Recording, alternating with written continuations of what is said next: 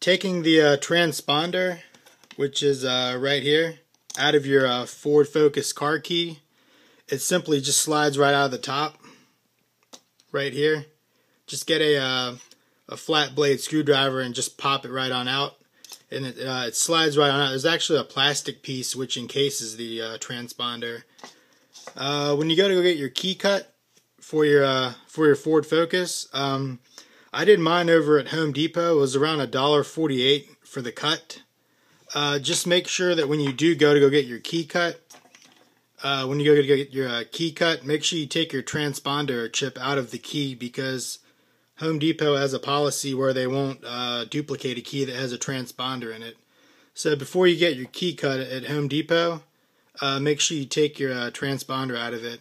I don't know if Lowe's has the same policy. I've had a duplicate key of that made just for the trunk, and they went ahead and cut it with the transponder still in the key. So you could take it to either or place. When I did get my remote in the mail, I bought a new battery from Home Depot, which was around $3.48, just so I had a fresh battery in the unit. And yeah, just going to go ahead and give you an overall look of what the finished unit looks like right here.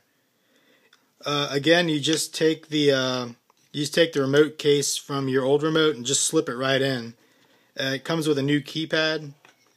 When I did the transfer, I noticed that the only place you could fit the transponder was right in this section right here, which you actually have to cut away a little bit of the rubber right here in this area so that it sits flat. And when you go close it up, it simply just fits right over, and it doesn't damage anything.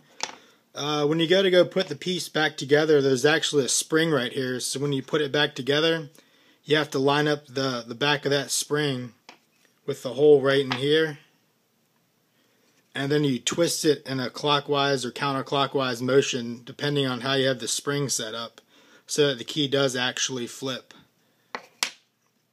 What the key looks like when you put it back together, to take it apart, you had to take out 3 screws, and this Ford logo thing right here, I'll show you how to super glue that on in a second. Once you put your flip key back together, press the button, make sure it flips out. Sometimes if you wind it the wrong way, the flip key will actually snap shut if it's open and you press the button. To put it back together, you put the longest screw of all 3 goes in the top, and then the other 2 screws go in the bottom 2 holes.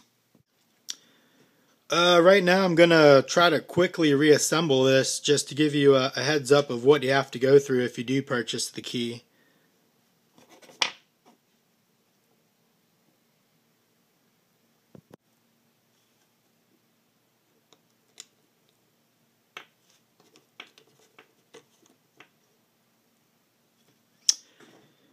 Make sure that the end without the little hook thing, make sure this little hook thing is facing upwards when you put it back in the unit, like so. And then slip the battery back in.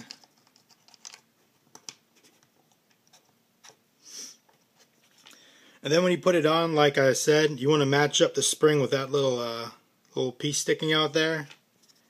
And then you want to, once it's matched up, you simply rotate it, and once you rotate it all the way around once, snap it in place.